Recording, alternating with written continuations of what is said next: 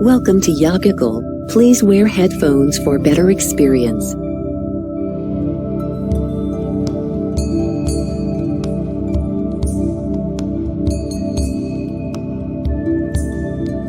There is something called as a genius in a human being. There is a competence here which is capable of what nature did over 1,000,000 years, like that over the afternoon. If the necessary striving is there, you can make it into your conscious process. If you set up the necessary situation, success is an assured thing for that person.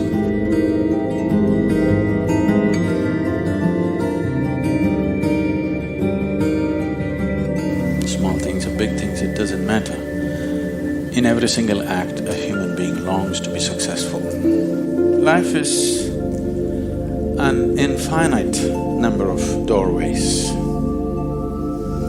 If you are very diligent, you will open a few of them. If you're brilliant, you will open many of them. But if you're truly vibrant, then they will open for you.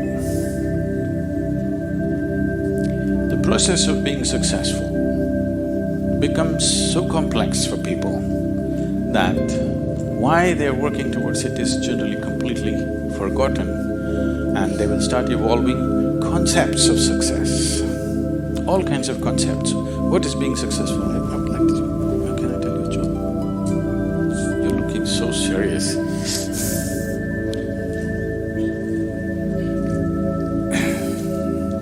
There was a man in India whose name is Shankaran Pillai. Okay, it's like John Smith.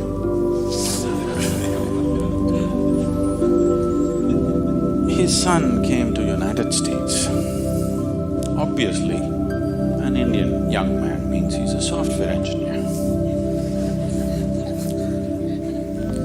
He went to Texas, Houston and started working there. Then he fell in love with a white American woman. He struggled because back home, this love affair is a crime. He struggled and struggled, then one day told his mother, then the mother informed the father, and the father exploded. He went back home to convince him, didn't work, because in India, if you have to get married, they're tracing your family tree for 5,000 years. They're looking at the genetic purity of the person that you're marrying. So somebody from somewhere else, a white woman from America, how can you marry her? What do we know about her genetics? Where does she come from? What is her lineage? So no way to convince, he came back. And of course, when he came back again, he fell in love and they went ahead. Then the father disowned, Shankaran Pillai just disowned his son, I have nothing to do with you. But years went by and they had a boy. And the boy's picture from the day he was born, it was on the Facebook, and the wife sticks it in his face, and the little baby, and it's growing up every day and all the things. Slowly, you have disowned the son, but the grandson is a different matter. Slowly, within a matter of 1-2 years, he completely fell in love with this little baby that he has not seen. Things happened and people started coming from America, those who were traveling. Oh, you must see your grandson. You not seen him? Oh, you must see him, this is the fruit of your life. Slowly it caught him. Then he decided he's not going to see his son's face. He'll come to America and only see the grandson's face. And of course he's not going to look at that white woman. Then he came to America and a 7-year-old boy, full of energy, they're living on a small ranch, he's all over the place doing all kinds of things. He completely got washed away by this little fellow. Then this little boy one day said, "Grandpa, come, I'll show you my archery skills." He took him to the barn inside and he went into the barn and there he saw 8 targets, all of them with the arrow in the bullseye.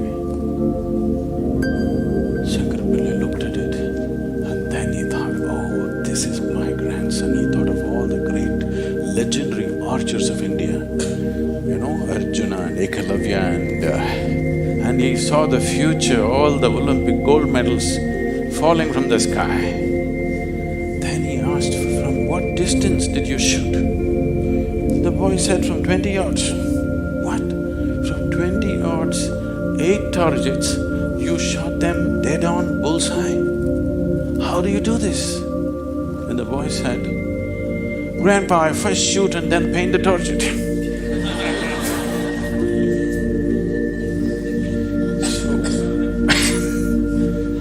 These concepts about being successful can be very crippling. And I've continuously been with people, they've reached a certain point of success and their concepts of success are not fitting, their life is not fitting into their concept of success and it's breaking it and they think something is going wrong.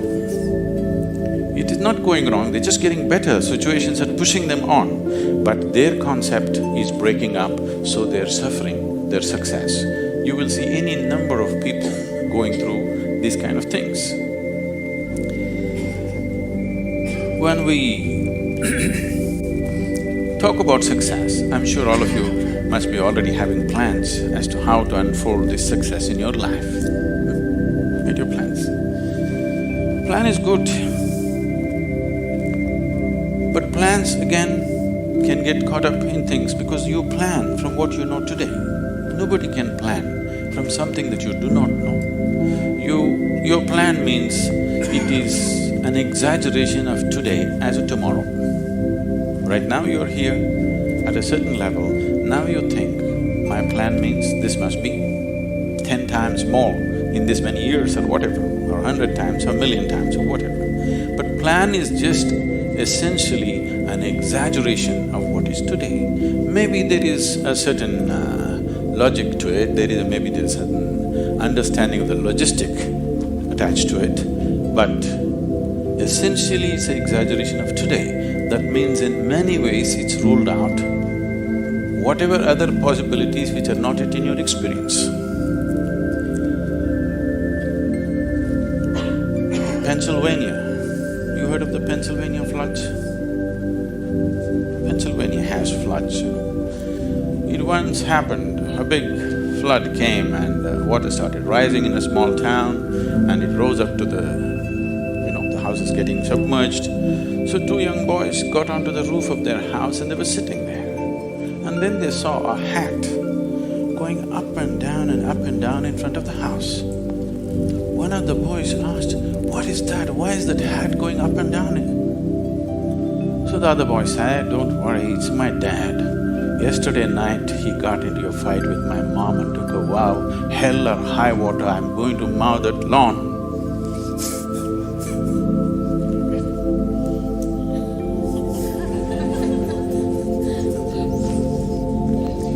So, plans can be debilitating.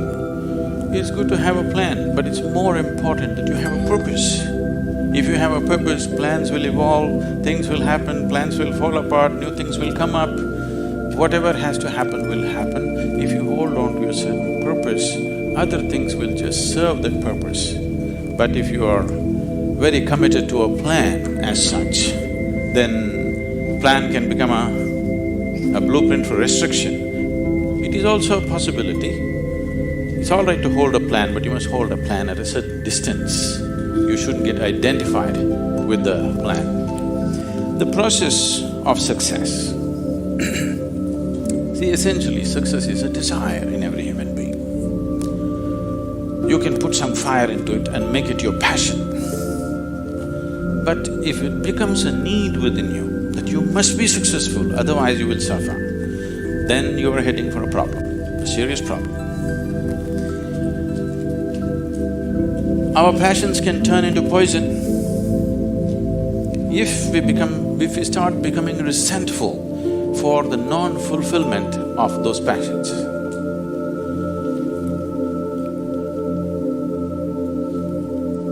When I say turning into poison, today there's substantial medical and scientific evidence to show that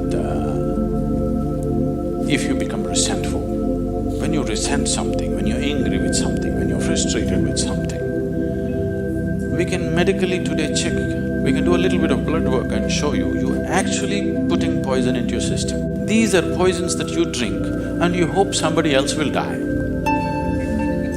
Life does not work like that. If you drink poison, you die, and it's fair. It's very fair, isn't it? If you drink poison, you must die. I drink poison, I want him to die. It doesn't work like that. So these emotions always take away the fundamental ability. See, there is something called as a genius in a human being. Every human being has it, every human being touches it at some moment of life. But the question is, how often do you touch it? That's a question. You sparked once in your lifetime, that's not good enough. You must be sparking all the time, isn't it?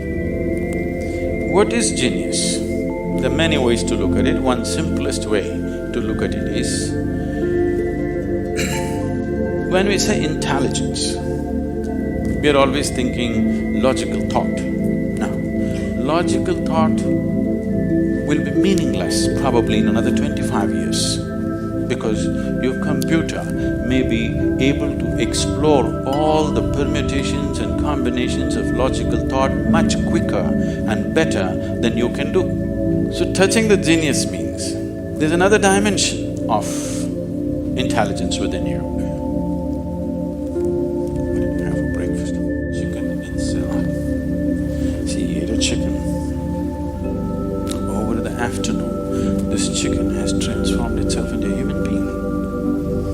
If you ask Charles Darwin, how long does it take for a chicken to become a human being, he would talk in terms of millions of years. Here he is.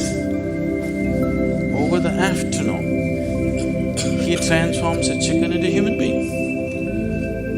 So there is an intelligence here, there is a competence here, which is capable of what nature did over 1,000,000 years like that over the afternoon.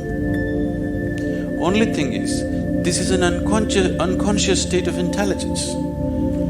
Whatever is unconscious, if the necessary striving is there, you can make it into your conscious process. In your conscious process, if this intelligence, even a drop of this intelligence is available to you, suddenly life will spark like it's a magic. What everybody slogs for, you can just simply do it. Now when I say intelligence, always people will think this.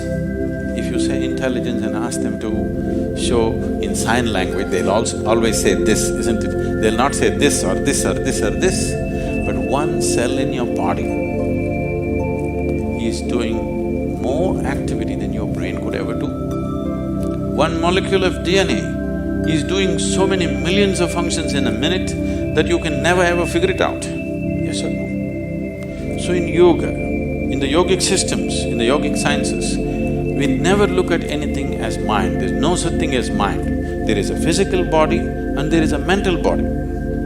So you learn to think through your body. You know, it's a short session, it's not an area that we should enter right now, but I have to tell you this.